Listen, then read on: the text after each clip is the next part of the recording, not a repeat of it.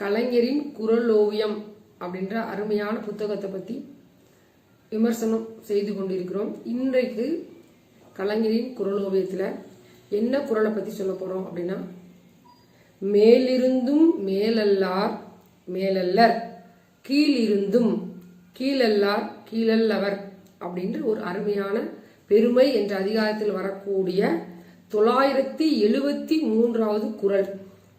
இது குறளோவியம் புத்தகத்தில் 360வது பக்கத்தில் இருக்கு.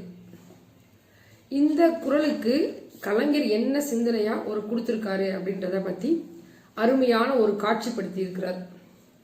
ஒரு மடாதிபதி இருக்கிறார். அவரை பல்லக்குல வைத்து தூக்கி கொண்டு போயிட்டே இருக்காங்க 2 பேர்.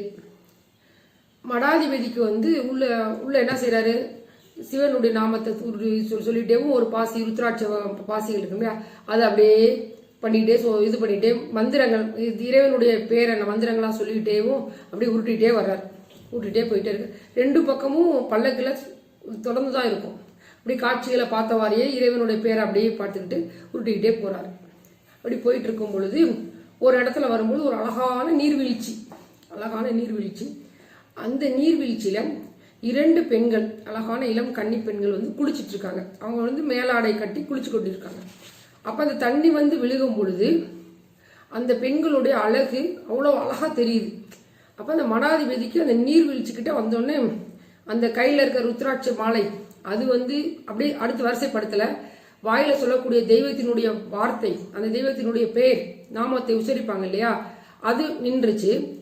அவருக்கு மனசு அப்படி படபடன்னு வருது. அந்த காட்சியை பார்த்தோன்னே அங்கேயே இருக்கணும் மனசு, அந்த பெண்களை பார்த்தோன்னே மனசுல அப்படியே ஒரு இதா வருது. அப்ப பல்லக்கு தூக்குறவங்க அதை பார்த்துட்டாங்க. பார்த்துட்டு பல்லக்கு இறக்கி வைங்க இங்க அப்படின்னு சொல்லி இந்த மடாதிபதி சொல்றாரு. பெரிய மடாதிபதி, ஒரு மாணவனா இங்க சேர்ந்தாரு. அந்த மடாதிபதிக்கு ஏகப்பட்ட, அந்த மடத்துக்கு ஏகப்பட்ட சொத்து.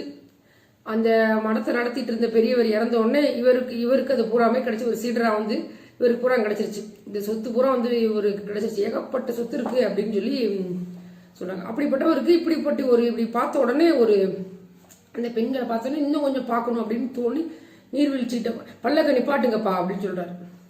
அப்ப இந்த பல்லக்கு ஏன் நிப்பாட்ட சொல்றாரு அப்படின்னு சொல்லி அந்த பல்லக்கு தூக்குறவங்க திரும்பி பாக்குறாங்க. நீர்வீழ்ச்சியில 2 பெண்கள் குளித்து கொண்டிருக்கிறாங்க. அப்படியே இந்த பல்லக்கு தூக்குறவங்களுக்கு கோபம். என்ன சொல்ல முடியாது இல்லையா, பெரியவங்க அப்படின்னு சொல்லி அப்படியே பல்ல கடிச்சிட்டு அவங்க பல்லக்க நிப்பாட்டிட்டாங்க. எனக்கு இங்கே இலைப்பாறணும், அதனால நான் இங்கேருந்து போக வேணாம் அப்படின்னு மடாதிபதி சொல்றாரு. சரிங்க அப்படின்னு சொல்லிட்டு இதுக்கு என்ன செய்யலாம் அப்படின்னு திட்டம் போடுறாங்க. திட்டம் போட்டு, ஐயா நீங்க நல்லா உள்ள தூங்குங்க, வெயில் உங்களுக்கு உள்ள வரக்கூடாது அப்படின்னு சொல்லி 2 பக்கம் பல்லக்கு பக்கத்து ஒரு நல்ல ஸ்கிரீன் போட்டு விட்டுறாங்க. ஸ்கிரீன் போட்ட வெளியே உள்ளதை பார்க்க முடியுமா? பார்க்க முடியல. அப்படியே மடாதிபதிக்கு கோவம் வருது, ஆனா சொல்லவும் முடியல. ஐயோ, அதாவது நல்லா இளைப்பாருங்க, நீங்க உங்க மேல வெயில் படக்கூடாது அப்படிங்கிறதுக்காண்டி தான் நான் நாங்க போட்டிருக்கோம். அப்படி நாங்க இங்கிட்ட தள்ளி உட்காந்துக்கிறோம், நீங்க நல்லா ரெஸ்ட் எடுத்துட்டு சொல்லுங்க, அப்புறமேல் நம்ம போவோம் அப்படின்னு சொல்லி சொல்றாங்க 2 பேரும். அப்ப அந்த அந்த மடாதிபதி என்ன செய்யலாம், ஐயோ இப்படி நம்ம பார்க்கற வச்சுட்டு இருக்க போது இப்படி செஞ்சுட்டாங்களே அப்படின்னு சொல்லிட்டு கொஞ்ச நேரம் ஆட்கள் நடமாட்டம் வர ஆரம்பிச்ச உடனே சரி வாங்க போவோம் அப்படின்னு சொல்லி கூப்பிடுறாரு. இறங்கி நடந்து போறாரு. அங்க அவங்க 2 பேரும் ஏதோ ஒரு ஓலைச்சுவடை படிச்சுட்டு இருக்காங்க. படிச்சுட்டு இருக்கும்போது என்னைய தூங்க சொல்லிட்டு நீங்க என்ன செய்றீங்க அப்படின்னு அந்த மடாதிபதி அந்த பல்லக்கு தூக்குறவர்கள்ட்ட கேட்கிறாரு. அப்ப அவர் சொல்றாரு, அந்த நாங்க திருக்குறள் படிக்கிறோம் ஐயா அப்படின்னு, திருக்குறள் படிக்கிறோம் ஆண்டவனே அப்படின்னு சொல்றாங்க. அப்ப திருக்குறள் படிக்கிறீங்களா? ஆமா. என்ன படிச்சுட்டு இருக்கீங்க அப்படின்னு சொல்லி சொல்லும்போது, இங்க அதாவது மேல்நிலையில இருந்தாலும் உயர்ந்த பண்பு இல்லாதவங்க மேலானவர்கள் இல்லையாம், திருவள்ளுவர் சொல்றாராம்.